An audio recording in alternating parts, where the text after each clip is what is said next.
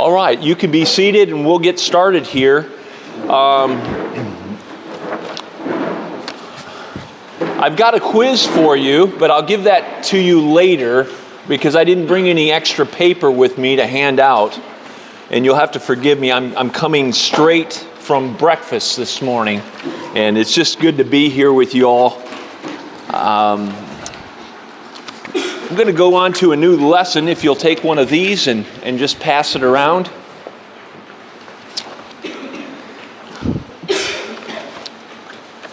Thank you, sir.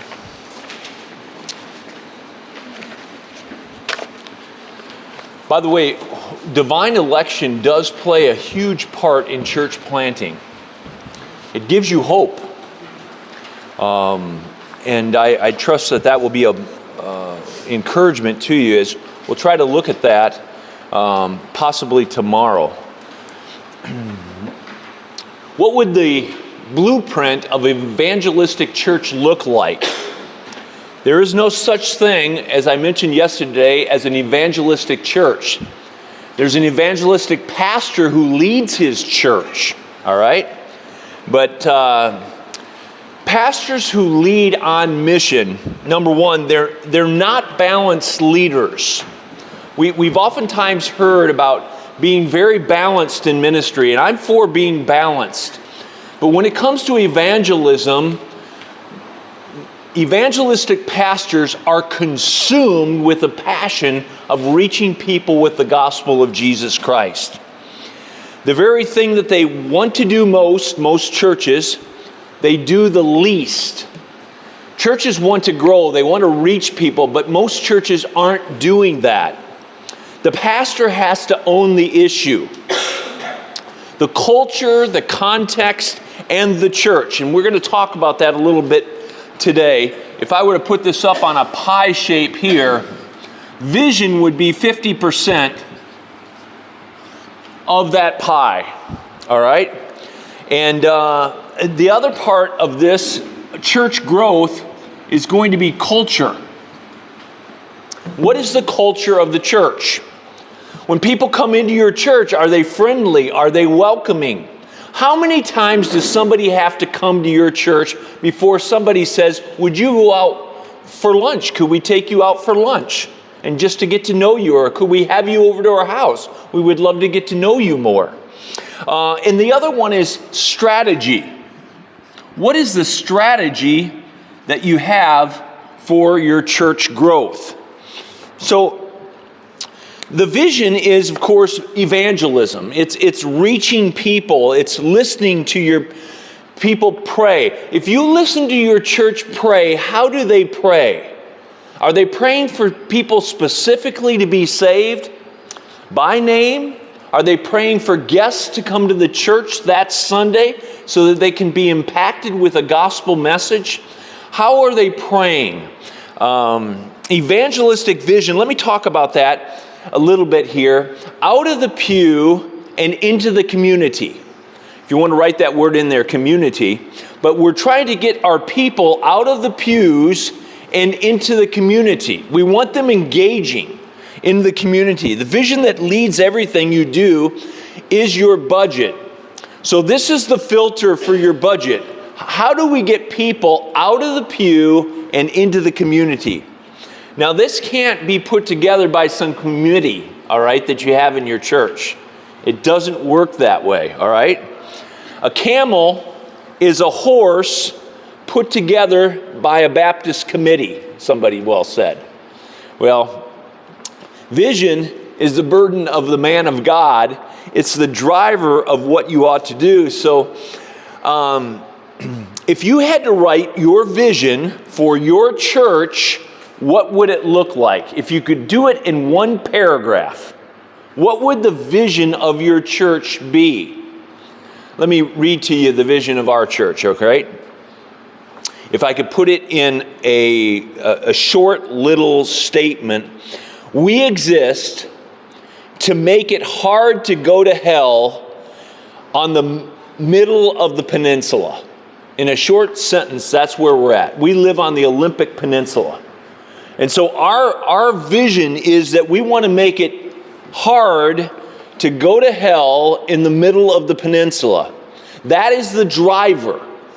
We want it to be difficult, and we're going to do canvassing, we're going to do outreach, we're going to have hospitality, we're going to do a lot of different things to try to make it difficult for people to go to hell on our peninsula. If you drew a 20-mile, maybe because you're so populated here in India, maybe a 5-mile radius around your church, does everybody know where your church is?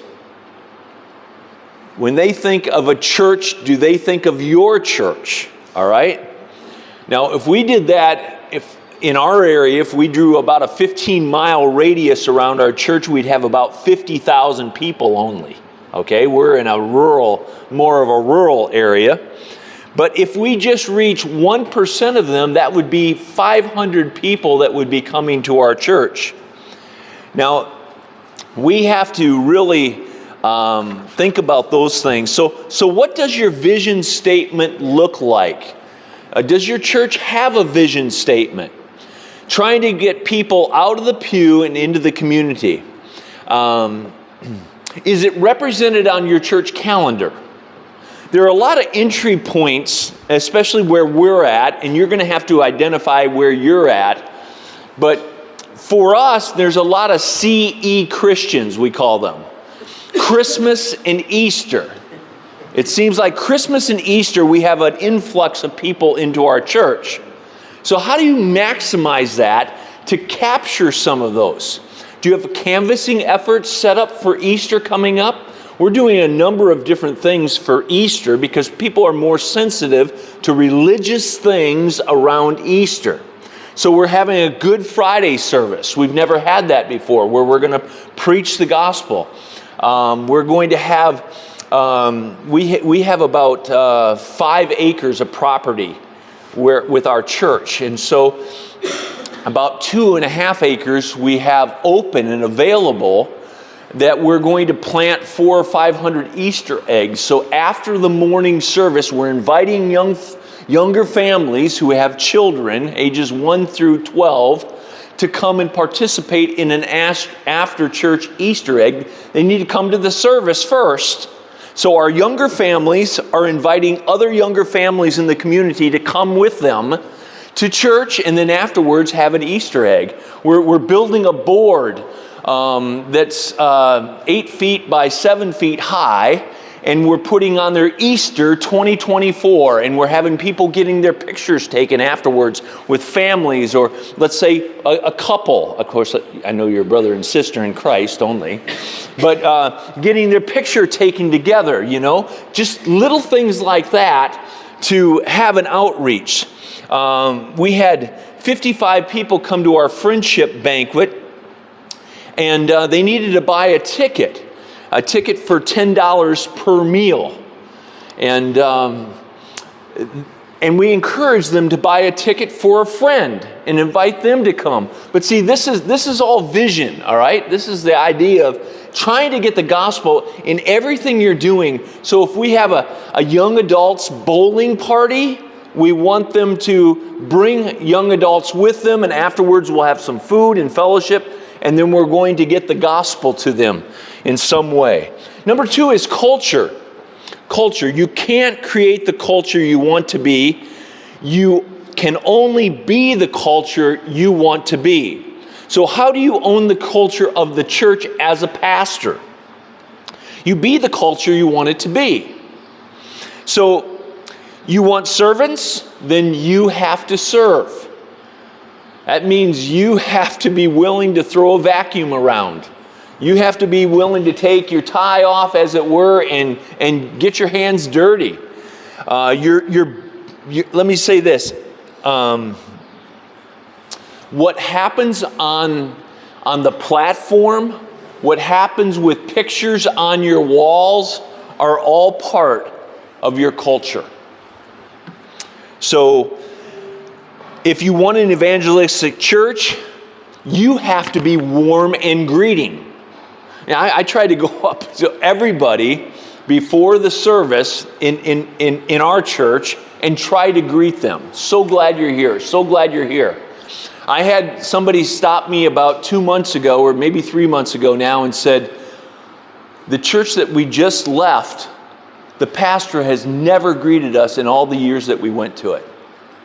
See, you're building a culture that is very warm and inviting, where women are giving each other's hugs, and you probably do that. I can't wait. On Sunday, I'm going to be in 2 different churches. I'm not sure which churches they're going to be, but I can't wait to see the culture. The Indian culture is very warm and loving. That's what I've found to be true. So, number 3, the strategy, real quickly. Paul and Barnabas had a strategy when they went into the synagogues. First of all, let me give you a couple of them. One, to know God, if you'll fill that in, to know God. In other words, I want our people to be giving their passion of how they know God. All right? Not just in the jails, but in the church. Telling about their passion, telling about their vision. So when they leave the church in their weekly work, that they're telling their friends about Jesus. We had a guy, he's a lumberjack. He climbs trees and cuts trees down, and they mill all the trees for wood, and he goes out and spots the trees and marks all the trees in forest there on the peninsula. And the other day he was telling me, Pastor, I've got to go and talk to my friend about Jesus. You know? And so you want that kind of, you want them to want others to know God. And number 2, to find freedom. How do you know God? Well, we want them to be telling people how they can know God. We want them to get involved in community, small groups, right? We want them to be connected with one another. Number 3, discover purpose. Spiritual gifts. What is their passion? Do you give them a spiritual gifts test when they get saved? I think it's really important. Every January we put a spiritual gifts test in the bulletin in our vision packet so they can go home and take it. We just had a lady we started a new ministry. It's called the Caring Ministry. And she has the gift of mercy. They just joined the church about 2 weeks ago. And I said, Afton, you have the gift of mercy. And about 3 weeks ago or so, or 4 weeks ago, I asked her, I said, what kind of ministry are you going to get involved in? What would you think about starting a ministry? You have the gifts of mercy. And she said, how did you know that? She said, I took my test in January, and that's what I was. I had the gift of mercy. I said, well, Afton, I just knew that you had the gift of mercy, but now you need to use it so that the kingdom of God can be furthered. So discover purpose, all right? That's spiritual gifts, that's passion, that's an ability test. Do the people in your church know what their spiritual gifts are? They should. Number 4, make a difference. I want to challenge everybody in our church to find some ministry to be engaged in. They need a ministry. Know where they're going to have themselves serve. Plug them in and try to plug them in quickly. Here's the statistics on the American church. God time, the average person spends about 14 minutes, or 1% of their time. The gather time, it's about 1% of their week they spend meeting together with other Christians and believers. Group time is about 1% of their month when they meet in small groups. Go time, that means in evangelism, it's about 1% of their year, and I doubt that. Now, this is a statistic that came out from the SBC, the Southern Baptist Convention. And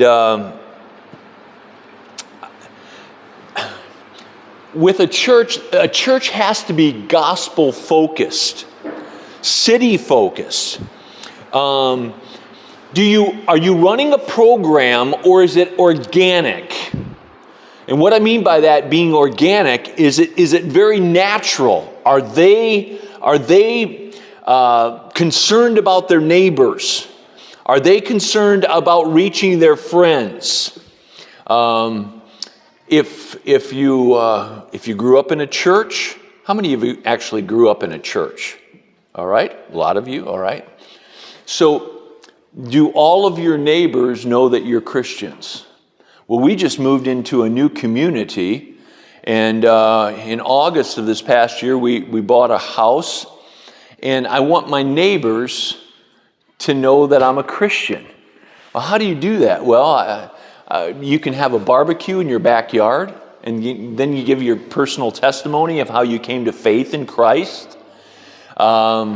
We just had our neighbors across the street start coming to our church, Jim and Cindy. Well, Jim and Cindy came on Christmas Eve. We had a Christmas Eve service and they came. And so I followed up with Jim and I said, Jim, I said, I'd love to have you come on a Sunday and meet our people. Would you and Cindy consider coming to our church on Sunday? He's an engineer and he's retired now, and his wife is retired. And so I got to talking to him and found out that at 13 years of age, he trusted Christ as his personal Savior.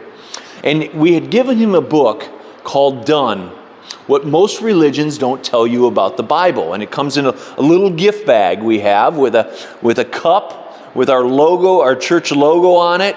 And we have some chocolates inside of there. And everyone who comes, we give them one of these little gift bags and just say, thank you for being our guest today. And in that gift bag is a little book called Done, What Most Religions Don't Tell You About the Bible. It's basically stating that there are two different types of religions.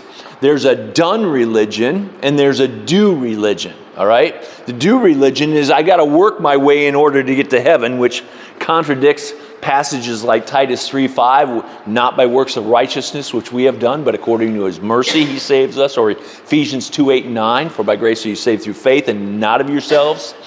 So those are, and she happens to be a Mormon. So he read the book for himself. It's about 100 pages, very quick read. Probably take you maybe an hour and a half to 2 hours at the most to read it. And he told me, he said, Pastor, I was so impacted by that Done book.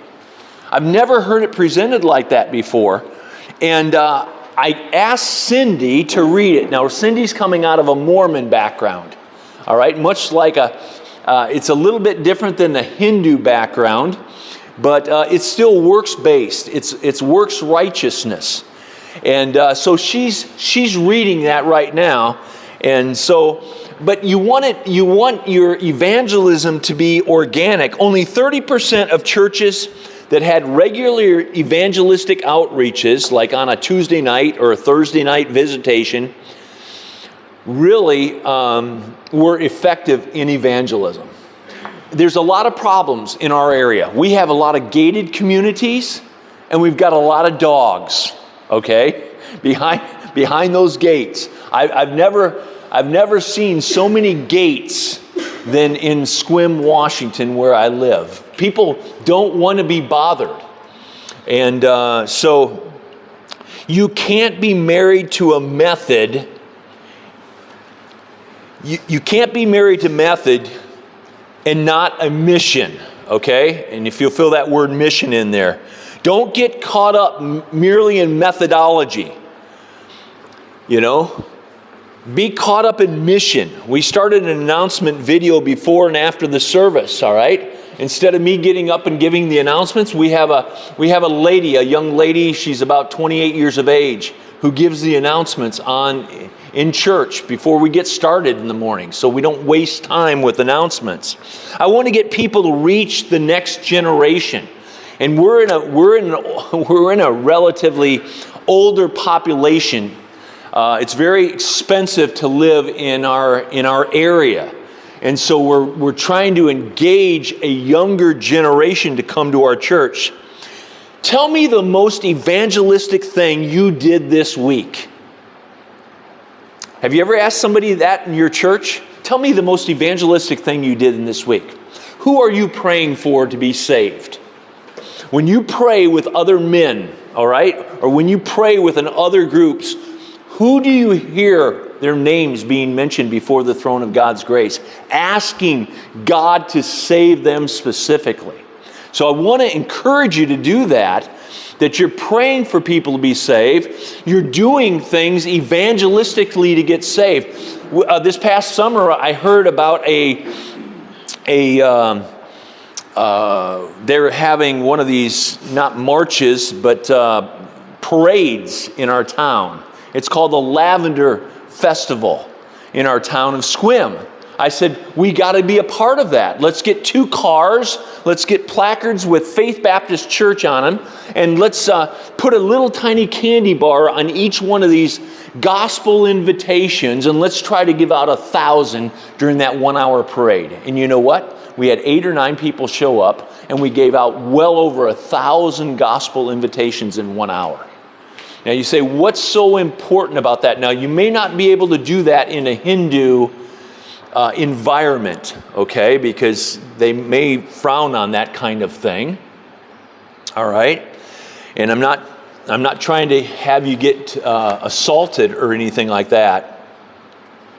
But I will say this: there are 2 forms of evangelism, and they're on your sheet. Number 1, it's go and tell.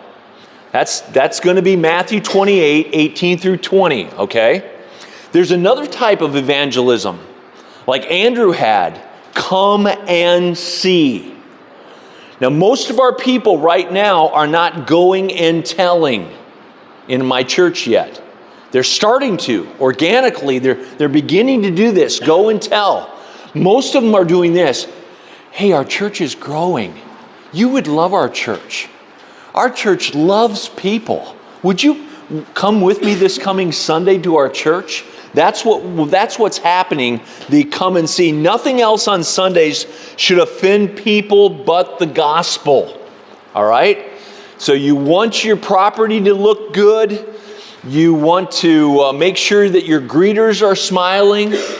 Here's something that you do is you start with prayer before anything happens at your church. The very first thing you do, we start with prayer on Sunday mornings. But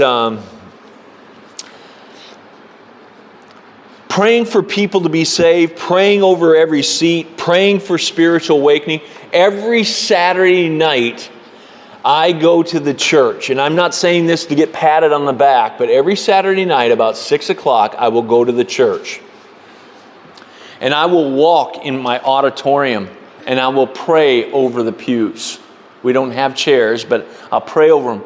And I know where people traditionally sit. I pray that God would send us guests, that God would convict people. We had a man this past Sunday who raised his hand saying, I'm not saved. I'd like to know more of how to be saved. We had a woman raise her hand saying, I'm not saved. I would want to know more. Would you please pray for me? So I go every Saturday night and I pray in that auditorium.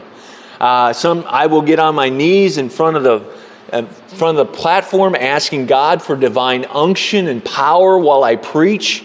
But there's an expectancy. Every Sunday morning, I expect God to do something in that service, to change people's lives. We just put up new signage and new that we had on the church property. What does a guest look for when he comes into your church property?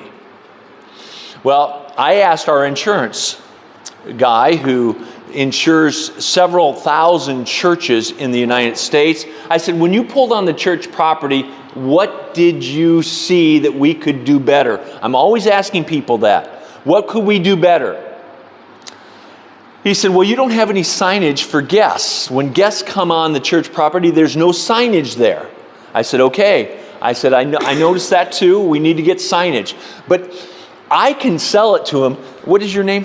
Tambum. What is it? Tambum. Tambum. Okay.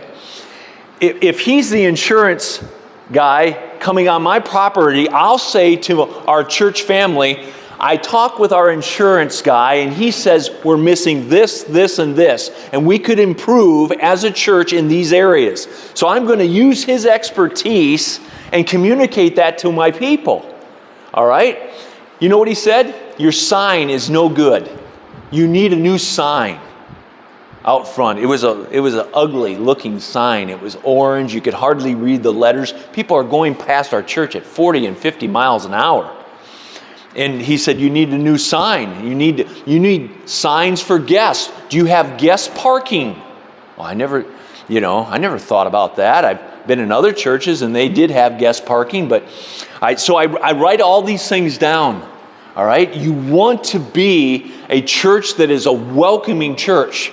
Now, you can do this a lot online with your website, and some of you guys are really good with websites, okay? We just went through a website redesign, okay?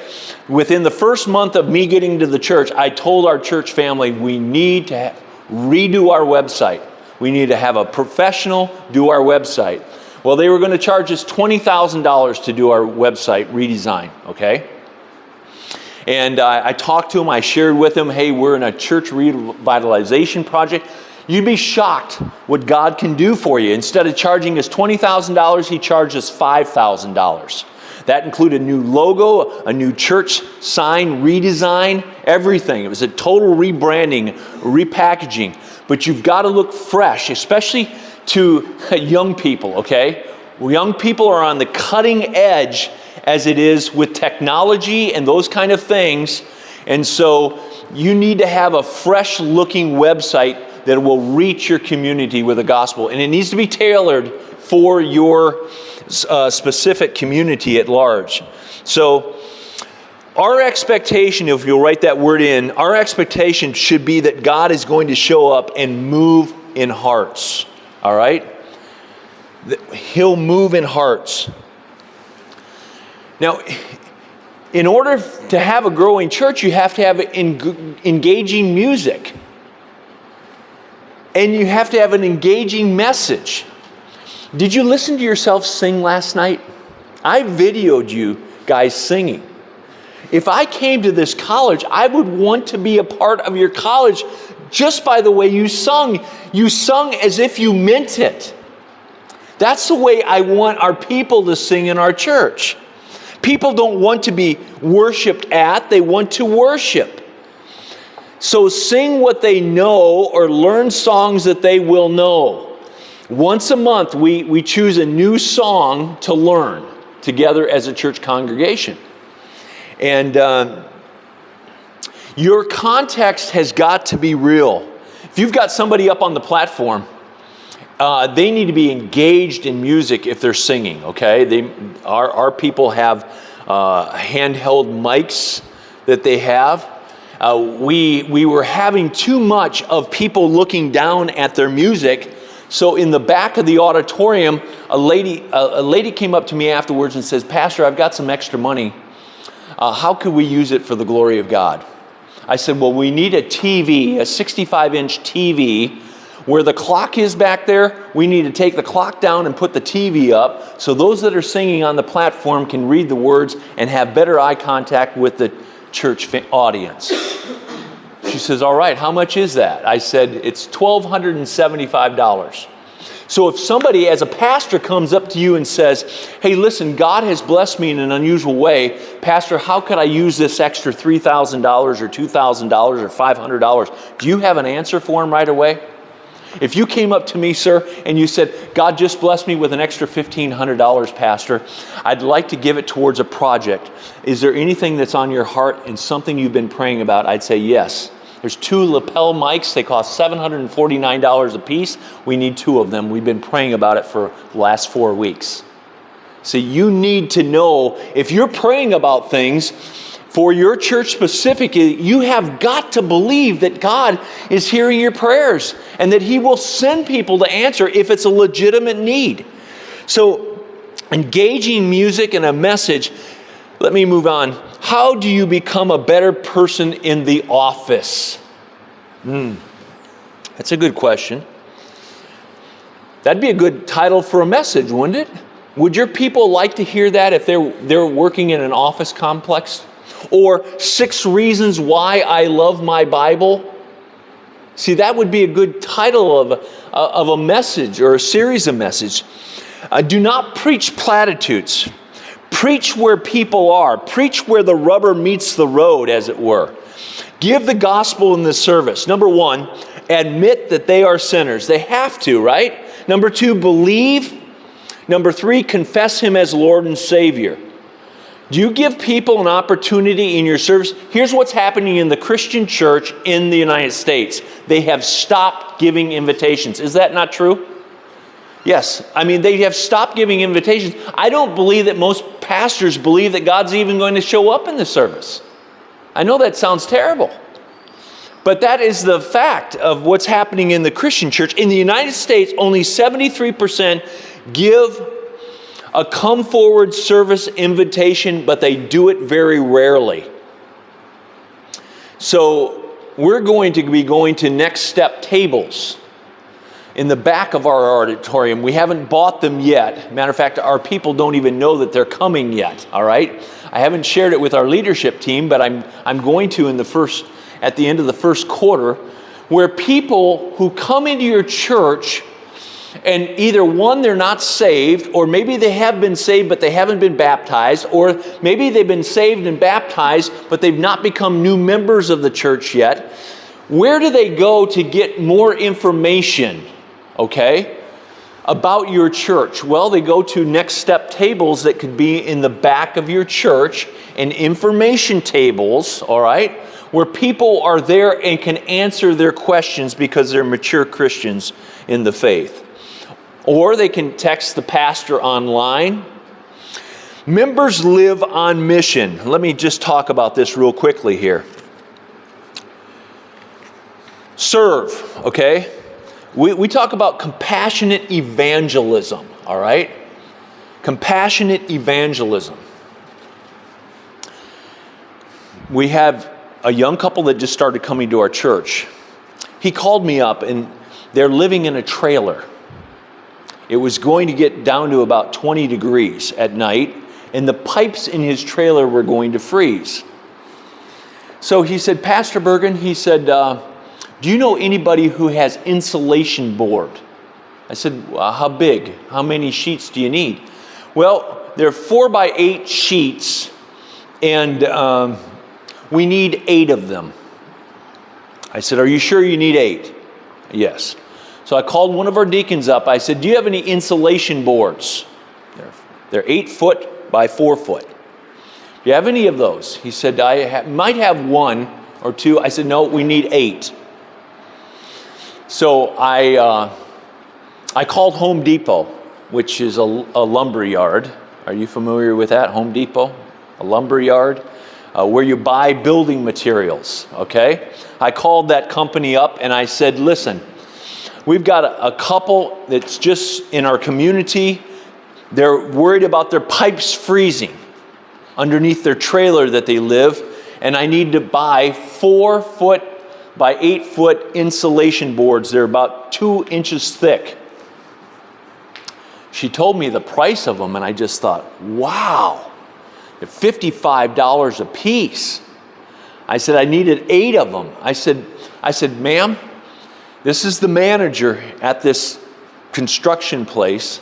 I said, can you work with me? Can you help me? We're trying to help somebody in our community. Can you help us?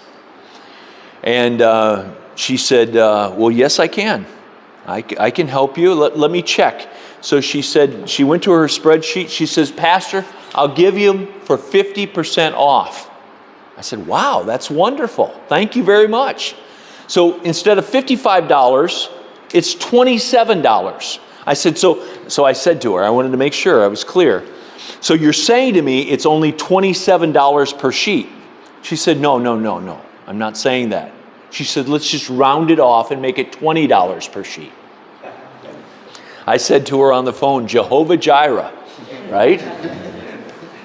So I don't think she knew what that meant, but I did. And so I called that gentleman back up, and I said, we can deliver those to you this afternoon. I said, how much money do you have to put forward to it. He says, I have $50. Well, it was $160, so we have a benevolent fund that we usually use just for our own membership. But in this case, I had talked to the deacons, and so we took $110 out of that. Needless to say, God has worked wonderfully in just serving other people, all right? And they start coming to the church. Now they don't miss ever. They come all the time. She was just... his wife was meeting with a realtor in our town and said, why are you so happy today? Oh, because I love my church so much. And she told them about what the church had done in giving them these insulation boards. And she said, really? What church is that? Faith Baptist Church. We just love going there. She said, well, the file I have in my hand right now is from Charlie Bell. He goes to Faith Baptist Church and loves it too. We're expecting them to come this coming Sunday, that lady, that realtor and her family, to our church. But what I'm saying is that serving other people, right? It's compassionate evangelism. I say to my people, you start a ministry and I will help you finance it. You want to start a Bible study at your place of employment? We will buy the donuts for it. Okay? We want to help our people to organically reach out to other people and see people's lives change. Number 2, share. Train your people 2 or 4 things. We tried to do a lot of cross training in our church, especially with our video equipment, those kind of things. Number 3, seek. Seek to be involved in compassionate evangelism. We want to lose money into evangelism, okay? Here's the way I look at it. If we have an evangelistic goal, now this year we're trying to make 50 care packages for teachers, okay? Care packages are stuff like this, all right? These are for public school teachers. We're trying to reach them, right, with the gospel. So all kinds of Snicker candy bars, Reese's peanut butter, some M&Ms. We put a big basket together like this, just a treat for the teachers. We put cellophane paper around it and with a nice big bow on top of it. I've got some pictures I can show you later of what we did this past year. But last year we did 36. This year we're trying to hit 50 teachers in our public school. And inside of that is a wonderful gospel tract. And it will also have the name of our church on it. We just want you to know that we are praying for you and we care about you. Now, we don't agree with what they're teaching in the public schools, but we want to see teachers come to saving faith in Jesus Christ. We're doing this with our sheriff's department, all right? Making these meals for the sheriff's department, having them come in and share the gospel with them.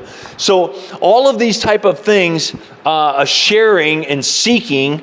And then number 4, compassionate evangelism is member-driven, all right? Compassion evangelism. If people know that there's a need, bring it to us so we can help. In the service, in discipleship, we want to model this kind of behavior as well. If you had to choose between evangelism and discipleship, which one would you choose? Evangelism or discipleship? You know which one I would choose? Evangelism. All right? Evangelism will force you to make disciples if you want longevity of ministry. All right? Highly evangelistic churches lead to discipleship. Whenever you put evangelism into the front seat with something else, you have evangelism really in the back seat. So there is no information test at the bema seat. Okay? My goal as a pastor is not to get you to do anything else but fall in love with Jesus. And if I get you to fall in love with Jesus, your joy will be full. And you will want to communicate Christ to other people. We talk about next steps, right? All the time at our church. Becoming a Christian, baptism, joining a church. A lot of people in our area have been hurt by other churches. I've had people tell me, I'm not going to join this church. I've been too hurt in the past. What would you say to them if they say that to you? I say, I want you to fall in love with Jesus. That's where I go to every time. I want you to fall in love with Jesus. If you will fall in love with Jesus, you're going to fall in love with His church, because Christ died for the what? For the church, right? He gave Himself for it, right? So 5% of church members will lead someone to Christ in their lifetime. Only 5%. I don't want that to be true in our church. I want that number to be 85%, okay? Not 5%. We want to move that needle even to 100%, all right? Everybody should be trying to lead everybody to Christ, right? Maybe it will become 15% or 20%, but I want to push that needle to 100%. Ephesians 4 says that we are equippers, right? We are to equip the saints to do what? The work of the ministry. So, and by the way, that's oftentimes fluid, and you got to reevaluate pretty much on a monthly, if not quarterly basis to be able to do that right. You have to have good membership records in your church. We are tracking guests that come to our church. We track them. How many weeks? 1 week, 2 weeks, 3 weeks, 4 weeks? If we're having a lot of people fall out after 2 weeks or 3 weeks, we may be doing something wrong, and we need to evaluate that, right? Do you do a weekly email? I send an encouraging word out to 133 people, all right? Emails every week. Last night, I fell asleep 3 times writing the email, but I had to get it out last night, all right? I woke myself up. I walked around upstairs a little bit. I'm still fighting this jet lag thing, you know? And so about 9:30, I think, last night, I finally got the email out. But I send out once a week an encouraging word.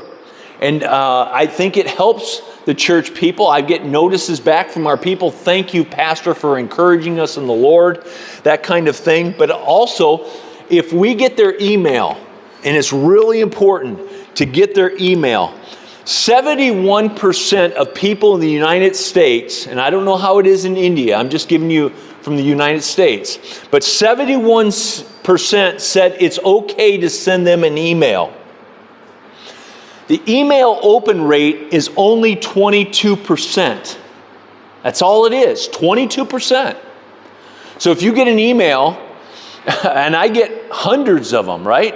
I just hit delete, delete, delete, delete, so many of them, right? I might open, and on average, you open about 22%. That's what, not for profits, all right? Ask, how do you want to be contacted by you? By the brand you love, okay? 71% said by email, 7% said by phone, 6% by text, and 7.5% by direct mail. All right? So that's how people in our area want to be contacted. When consumers were asked about brands, like Coca-Cola, for instance, okay? 65% were okay with putting down an email address. So when I have somebody visit my church, I take a connection card out, and we have a connection card in the pew rack, and I think I brought one of those yesterday to show you all, and if not, I can bring it back. But if we didn't get a connection card, I will go up to him and say, "Sir, I'm so glad to meet you. I'm Pastor Dave Burgen. Hey, could you give me your email? I have an encouraging word that I send out to everybody on a weekly basis. I'd love to have you be a part of it. I think it'll bless your heart." See, he's very apt to give me his email, but not his phone number. He doesn't know me. He doesn't want me calling him. But an email, see, that's not very threatening to him. He may not want to put it on his address the first, second, third, fourth, fifth, sixth week that he's there. People just want to see, are you authentic? Are you real? Okay? So Those are kind of some of the things. The overwhelming majority said email. So that's how I approach people that are visiting my church. I don't want to turn them off. Some people kind of come into church like this, you know. I don't want you getting too close to me, right? I've been hurt too much in churches in the past, so they want to keep you at arm's distance. So I don't even ask if they're there for the first time, could we take you out for lunch? No. That's too, in my area, that's too forward. So you got to learn your area. You got to learn what works for you. And if you're wondering, see, this is where you go, right? You go to your mentor. Your mentor, like pastor back there, he might say to you, I think you should do this and this. Well, follow his advice because he has so many years of experience and he will help you and bless you. So, in the same survey, how do you want to be contacted by your favorite brand? 60% said by email, 23% by phone, and 4% said by text. So we live in a marketing world where people want a soft sell. That's why a lot of times when I go into a new community, I'm just leaving the flyer on their door. I'm not knocking on their door. I will talk to people if they're out in their yard. And now we just got a new card says, need encouragement, you know, or be encouraged. And I'll give that, and I said, I hope you're encouraged today. I gave one last week to a lady, and you know what she said? She looked at me and she said, well, who doesn't need encouragement? Thank you for encouraging me today. You know, so then you can strike up a conversation with her, you know, about whatever that might be. So there are only two ways to make it, and this is a one marketing truth. You have to be. And I believe in the providence of God. I believe in the sovereignty of God. And I'll be talking about divine election tomorrow, particularly, and how that blesses you in evangelism. But one of the things, what I want to be in my area is first in mind. What people in marketing call top of mind, if you want to fill that in. Top of mind positioning. So somebody says, I just moved to the area, and they go to their neighbor and says, do you know a good church in this community? Oh yes, Faith Baptist Church. There I have become top of mind. Somebody asked you, what kind of soft drink do you like? Oh, Coca-Cola. No, that's top of mind, right? Or Pepsi. You don't have a lot of Pepsi here, do you? A&W root beer? Vernors. See, those are not top of mind with people in India. I've seen things like orange drink. Yesterday you served me. I saw one guy going around Coca-Cola the other day. He didn't come to my table. He went to the seniors that are graduating table with that. I thought, man, somebody paid them off, you know. A husband and wife, they need to get back in church for some reason. More than likely, they will want to go to the church that first comes to their mind. Top of mind. You want to be that church in your community. A lot of times you don't become top of mind until you have 6.7 contacts. 6.7 on average. That means somebody at home, at the lumber mart or where you get building supplies, they come to you and they give you a flyer and say, hey, you looking for a good church? Check this church out. He'll probably never come. He might look at it and say, oh, Faith Baptist Church. Not even sure where that is. Somebody else comes in and says, hey, listen, I go to Faith Baptist Church. If you're ever looking for a church, I'd love to invite you out. I'm growing in the Lord and God is blessing me. He moves down the street to an apartment, and the person in the apartment next to him comes to Faith Baptist Church and says, hey, listen, I don't know where you go to church, but sir, if you're ever looking for a church, I hope you come to Faith Baptist Church. Now we're becoming top of mind for him, right? He may get a mailer in the mail that has information from Faith Baptist Church. He may open the newspaper, and there's an advertisement for Faith Baptist Church. We never were in the newspaper, not until about 8 months ago. Now we're in the newspaper. It's all of those things where top of mind positioning. People need to think about your church if they want to get back into church. And grab that top of mind, okay? Number one, you still need to use invite cards to give to your people, to hand out to their people. Now we do this, and I don't know if this works in India. Like I said, you have to find out what works in India. And Pastor Shaker would be the man to ask, as well as your professors here that are teaching you. They would know, okay? But I'm just coming in, and I'm really green. This is my first time to India, so I don't know your situation. Not everything works the same everywhere, okay? 67% of people say that it is effective when a family member personally invites them to church. So I challenge our people, hey, listen, if you have a family member, invite them to come with you to church. I'm talking this to our people. And 63% of people say that an invite from a friend or a neighbor would be instrumental in getting them to go to church. So I say, hey, listen, if you've got friends on your college campus, invite them to come with you to church. Now, Facebook is an older audience, right? Instagram, a younger audience.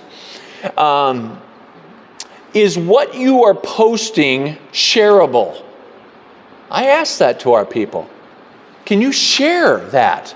You're growing in the Lord on Instagram or wherever it might be, Facebook.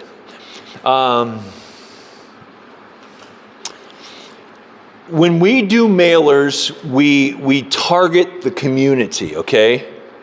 Let me say this. I don't want to send out a mailer that doesn't look real crazy. If you get a mailer that looks really crazy with orange or purple on it or something like that, it kind of grabs your attention. I've got about 1.4 seconds. The person who gets that mailer, it's got to grab their attention. That's about all the time I have before they flip it into the trash can. So it's got to be crazy colors, all right? To some degree, all right? And you can take that big, bright, yellow, bold, whatever it might be, but it's got to grab their attention. We are going to start geofencing our zip code for a 5-mile radius around our church, for instance. Most expensive commodity is attention, and you have to get other people's attention. We have in our hands the most important message the world has ever known. It's called the gospel of Jesus Christ. Hell is forever, if you really believe that. Hell is forever. Eternity is forever. Next year, I want to spend 1% of our yearly budget on marketing. 1% on marketing. Everything. I want to drive people to our web page so that we can pixel them. In other words, if they go to our website and they look at our children's ministry, we want to pixel them. And so that follows them around. So if they go to Fox News or they go to some other place, alongside of that is going to show up Faith Baptist Church and our children's ministry. But that costs money, right? And there are a lot of things. There are 850 definitions of the word influence, right? 850 definitions. If you think you are leading, you may not be leading. You've got to be reading all the time. Aspire to make a difference. We all lead, we all influence, and we all should be servant leaders. Servant leaders, let me say this, are willing to pay the price. Colossians chapter 1 and verse 24. Would you look there with me? And should we take a break? Have we gone long enough? You want to stand up? I know you do. Let's take a 5-minute break, all right? We'll come back together. Is that okay? Or should we quit? What do you think, Pastor? How about a 5-minute break? Okay, yes. All right. These ladies here voted on a 5-minute break.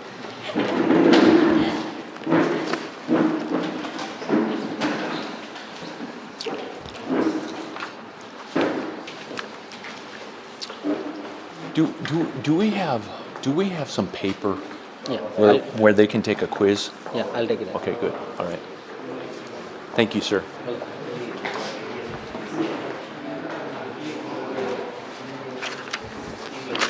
Is this helpful at all to you guys? Or is this boring, or No. I don't want to bore you guys. All right. Okay. What's that? Oh, yes, I have another one.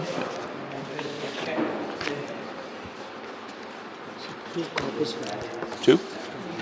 There's one.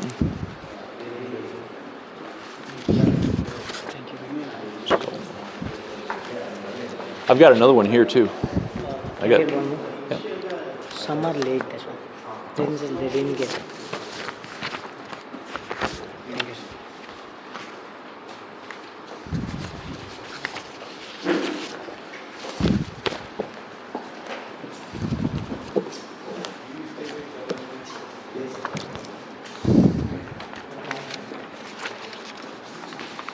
Okay, thank you.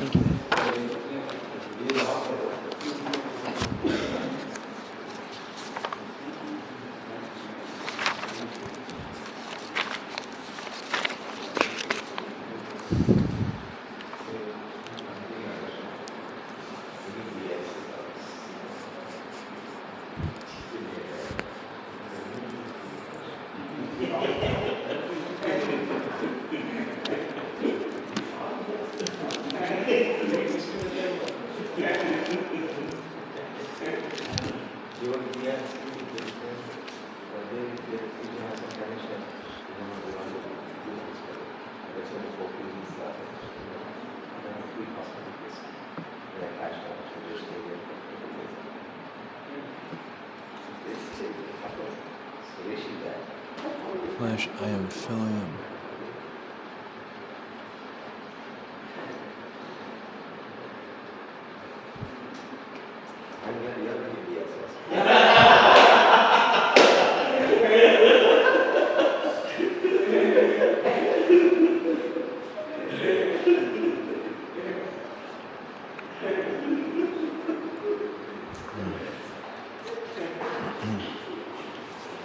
All right. Yes, good morning. I see all the distinguished professors back here. Oh boy, I'm in trouble. I'm going to talk about lifestyle evangelism in this next class. I don't know how you feel about lifestyle evangelism, but we're going to look at it from 1 Peter, see what people think. So,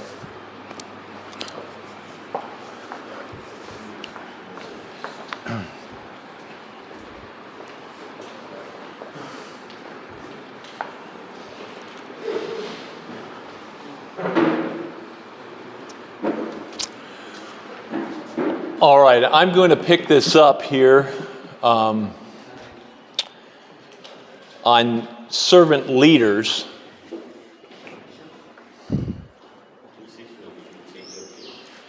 But before I do, we're going to have a quick quiz. Can we do that? From yesterday? It's very easy.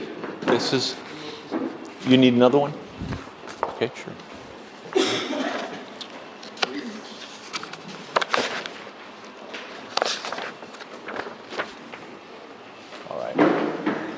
I've got somebody coming with the paper for you, and we'll give you a real quick quiz today. You want it at the very end? Because you guys are so smart anyway.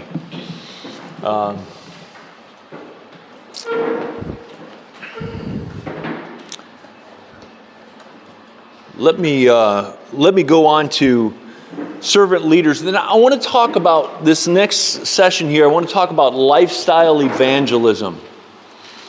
Now, lifestyle evangelism, has anybody heard of that title, lifestyle evangelism? Anybody? Okay, all right. So what do you know about lifestyle evangelism? What do you think about it? Evangelism is part and parcel of your lifestyle, where you go for work, when you converse with your neighbors, when you go for playing. Okay. Evangelism is not a subset of your life. It is holistic. It is in all aspects. Okay. And you're trained to witness Christ in all arenas of life. And now we're talking about organic evangelism, right? Very organic, all right? And Peter addresses that, and so we want to talk about that a little bit today. Underneath servant leaders, and we'll wait for the paper to come, and then we'll get you the quiz here. It's very easy. Servant leaders. We said servant leaders are willing to pay the price, and we looked at Colossians 1:24. Now I rejoice in my sufferings for your sake, and in my flesh I am filling up what is lacking in Christ's afflictions for the sake of his body, that is the church. So only the sufficiency, if you want to write that word in there, only the sufficiency of Christ was and is still able to extend the gospel message through affliction. All right? Through affliction. 2 Corinthians chapter 11, verses 23 through 28. Are they servants of Christ? I am a better one. I am talking like a madman, with far greater labors, far more imprisonments, with countless beatings, and often near death. 5 times I received at the hands of the Jews the 40 lashes less one. 3 times I was beaten with rods. Once I was stoned. 3 times I was shipwrecked. A night and a day I was adrift at sea, on frequent journeys, in danger from rivers, dangers from robbers, dangers from my own people, danger from Gentiles, dangers in the city, danger in the wilderness, danger at sea, danger from false brothers. And he goes on, doesn't he? Wouldn't you think that the Apostle Paul, after he had been beaten 3 times, 40 save 1 stripe, he would say, that's enough for me. I mean, when you're beaten like that, your body is just torn open, right? In ribbons of flesh. So you'd think he would stop. Here's what I oftentimes will say. Thank you, sir. Here's what I oftentimes say to our people. And I think we should all say this, right? Don't waste your affliction. Or we might say your trial.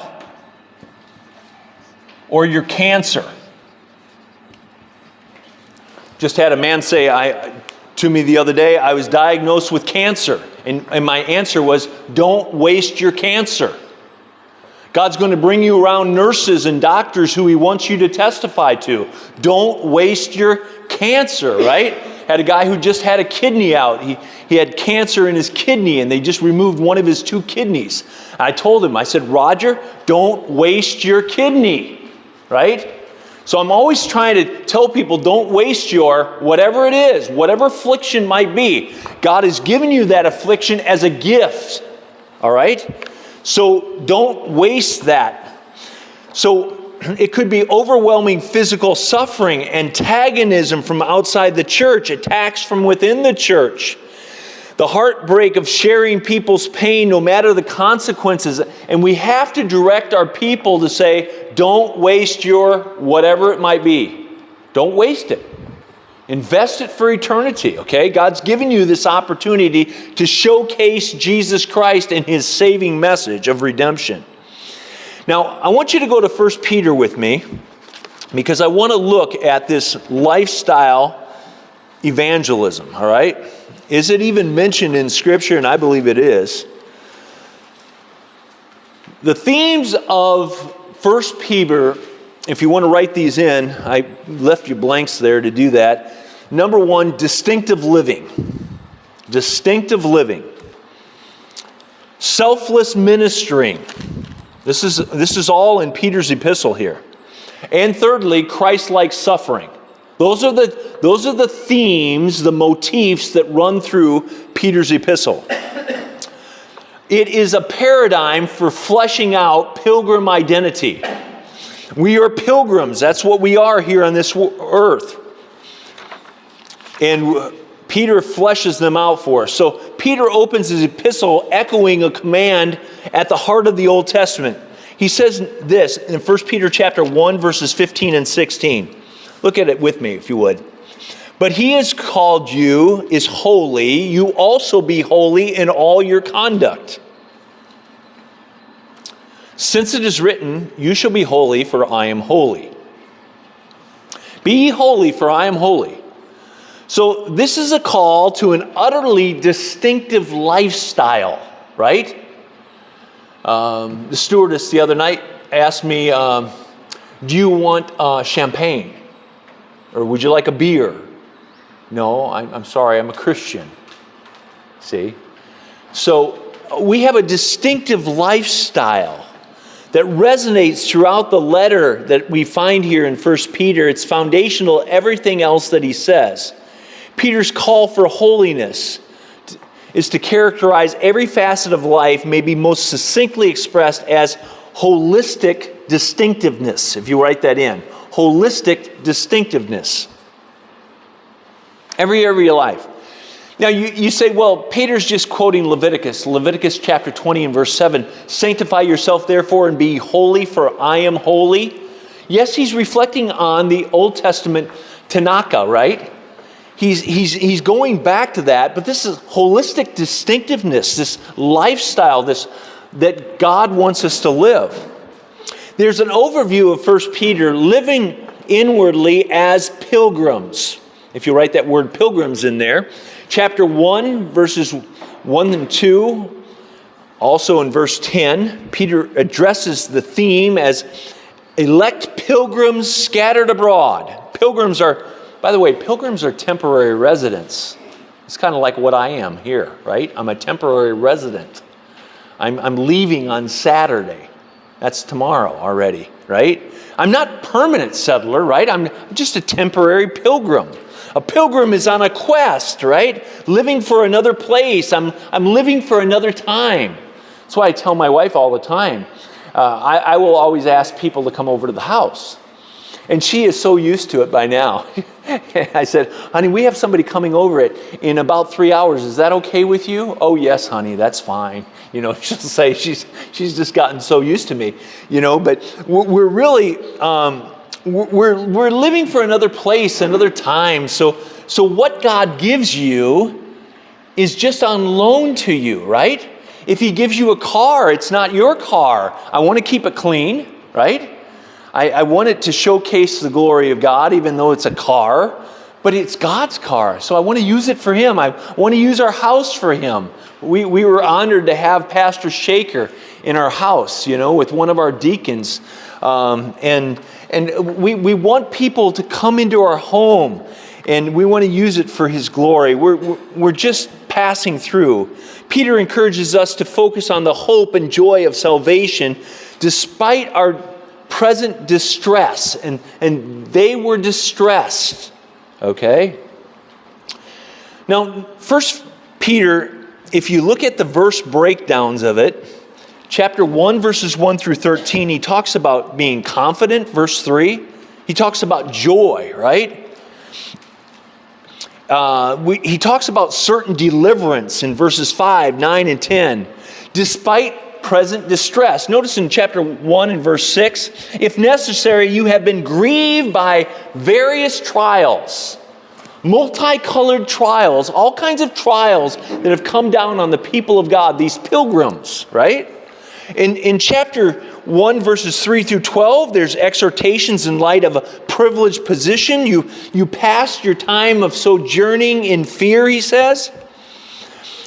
He talks about parochia, a temporary stay there. And then you go to chapter 1, verses 13 through 21. You live life in sobriety, in confidence, in holiness, in the fear of God.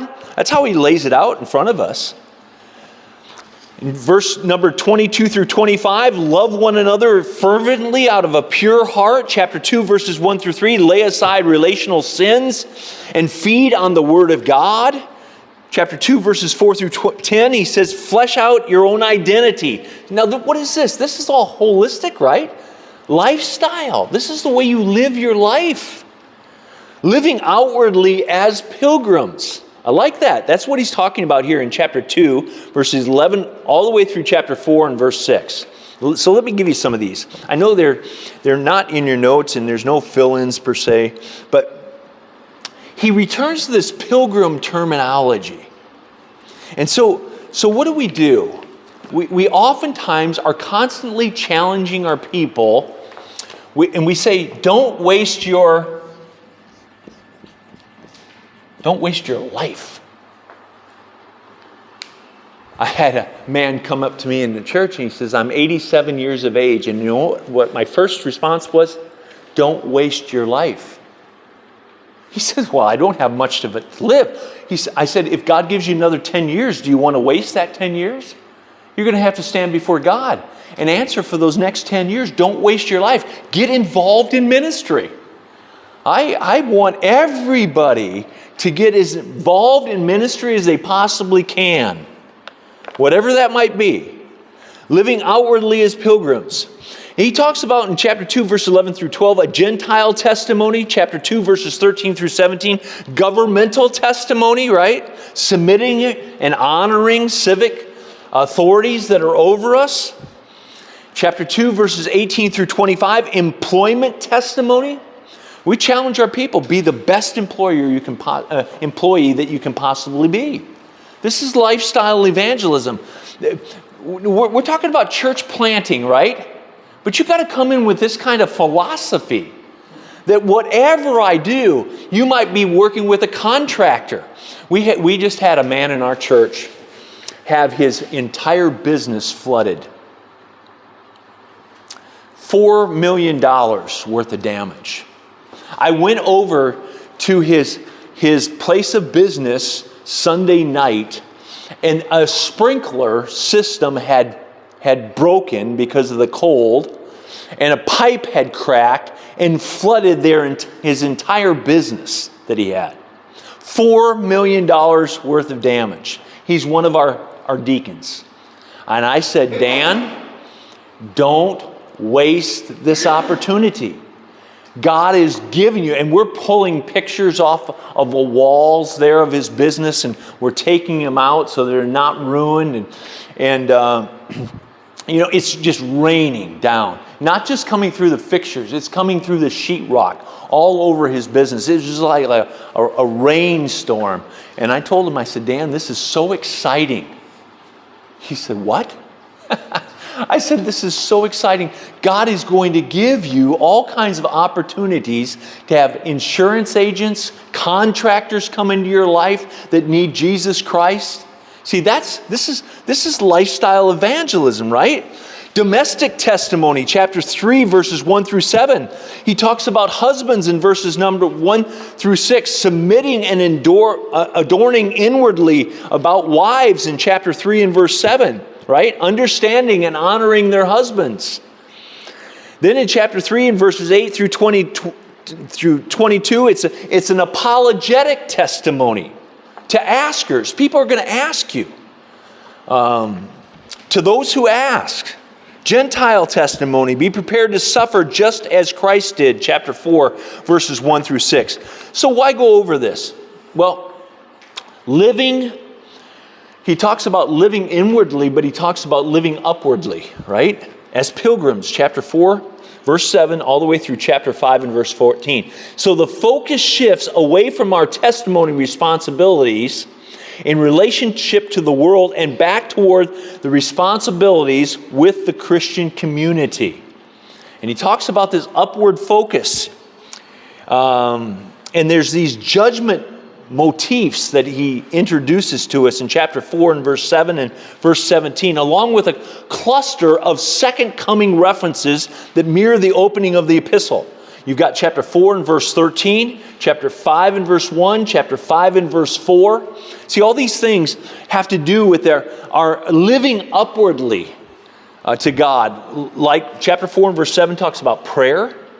Chapter 4 and verse 8, love. Chapter 4 and verse 9, hospitality. Okay, where is there a huge fault at Faith Baptist Church? What do we really have to work on? Here's one word. Hospitality. Hospitality. So I know as a pastor at about September, I start planning our schedule for the following year on the calendar. You started around in September. I get away for about 2 days, and I just lay out the calendar, and I pray and fast during that period of time. Laying it out. One thing that I noticed last September is we really lack hospitality in our church. We could use hospitality in a much greater way. So we're planning 3 to 4. Somebody took my calendar the other day, and but if you looked on that calendar, I have hospitality. It's the 5th Sunday of every month, and I think there's 4 of them, where we're going to have a hospitality on Sunday night. That means this. That means this dear brother here, he's got a house and he's got a nice wife, and he says to his wife, honey, let's pray about this for 2 weeks, who we can invite over for this Sunday night to be a gospel witness to. He asked somebody else in our church or another Christian to come over as well, and they have maybe 5 to 8 people in their house for dinner, a barbecue. You like barbecues? Yeah, I mean, you like chicken on the grill, barbecued chicken, or you like salmon on the grill? Oh, that tastes really good, salmon. I mean, you can do a lot of different things on the backyard grill, just showing hospitality, okay? And inviting your unsaved neighbors next door to come over and talk about their lives. I had my next door neighbor come over to me. He was madder than a hornet the other day. I've been taking down a lot of brush. In our side of our yard, we got about this much territory with it was all overgrown brush, and I kind of likened it to I was trying to take down this thick brush. It's probably 9-10 feet tall, by myself with a little weed trimmer thing. And I had gotten an area probably from that wall to this wall, maybe to this curtain, about this much. It had taken me about 5 months to do that. And I was telling one of the men in our church, I said, man, I'm taking this brush down, and those blackberry bushes just get their barbs in you and rip you all up.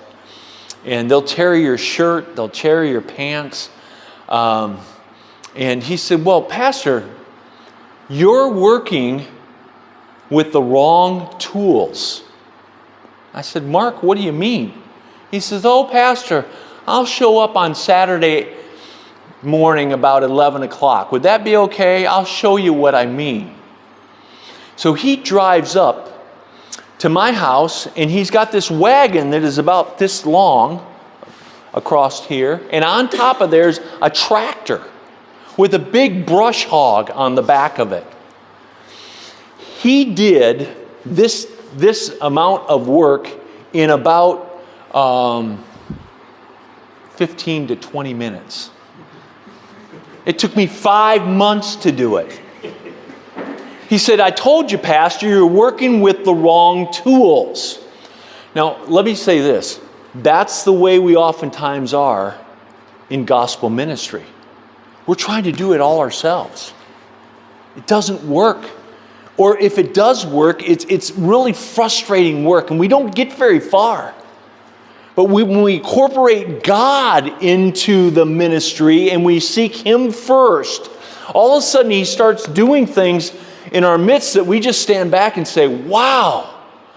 It's like God is moving in that stream, and I want to get in the middle of that stream. I want to be where God is working, where His Spirit is working, not by might nor by power, but by my what? Spirit, saith the Lord of hosts. Right, exactly. So you have these themes that we're introduced to, this exuberant rejoicing amid painful trials. We just had a lady sing on Sunday morning. This past Sunday, she sang, "Great is thy faithfulness." She sang the entire song in Portuguese. She's from Portugal. She married a man in our church, but she's from Portugal, and she's saying, "Great is thy faithfulness." Almost everybody, including myself, in the auditorium was crying. You say, why crying? 6 months ago, she was diagnosed with bone cancer, and the doctor gave her 6 months to live. Well, she just had a bone scan done last week, and the doctor said, your bone cancer has been reduced significantly. That was the terminology that the doctor said. She gave a brief testimony in the service. She stood up and said, and began to sing, "Great is thy faithfulness."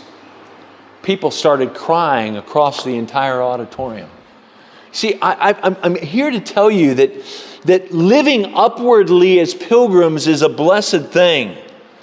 You talk about ministry, suffering with and for Christ, shepherding God's flock.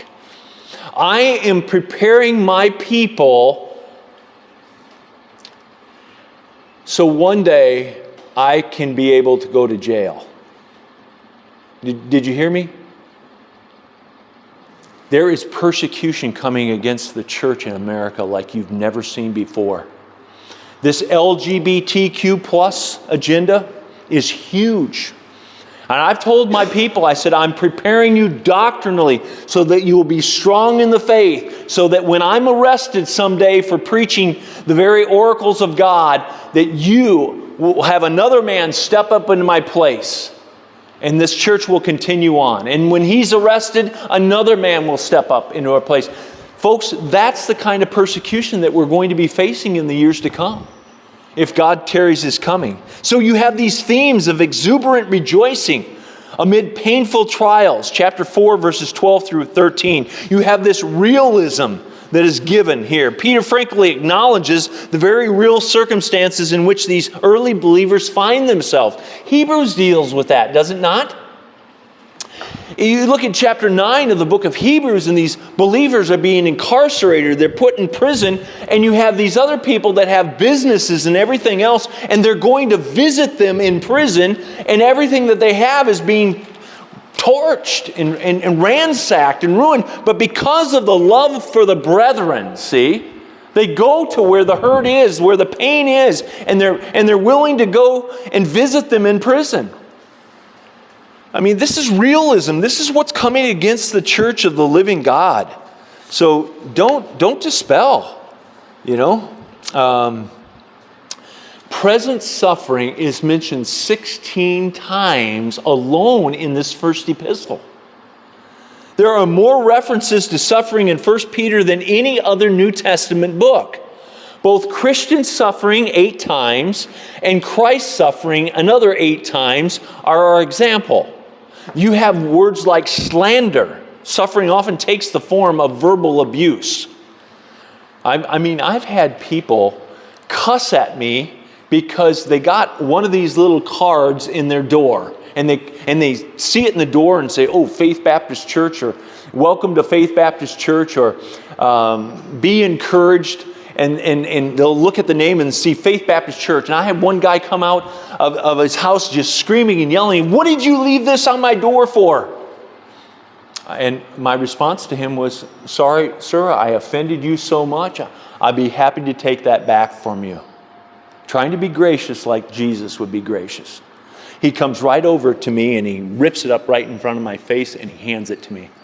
I said, "Thank you, sir. I trust that you have a great day, and if you ever need a church down the road, please look us up." You don't know. You don't know what God's doing in their hearts. You have these people that just get angry over no good reason, and they may even slander you. Optimism and glory. Did you know in 1 Peter it's mentioned 16 times? Joy 6 times, hope 5 times. There's an expectations amid suffering. It's a significant emphasis here. And then the revelation of Christ. A suffering believer can have hope and joy amid suffering because of the certain glory of the revelation of Jesus Christ and his coming someday. Don't ever get discouraged in ministry.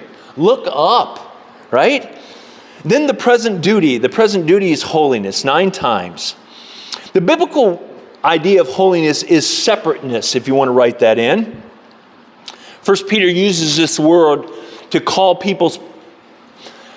God's people to a distinctive, set-apart kind of life. It's separateness, not being isolated or aloof, but being designated for a special use or distinctive identity.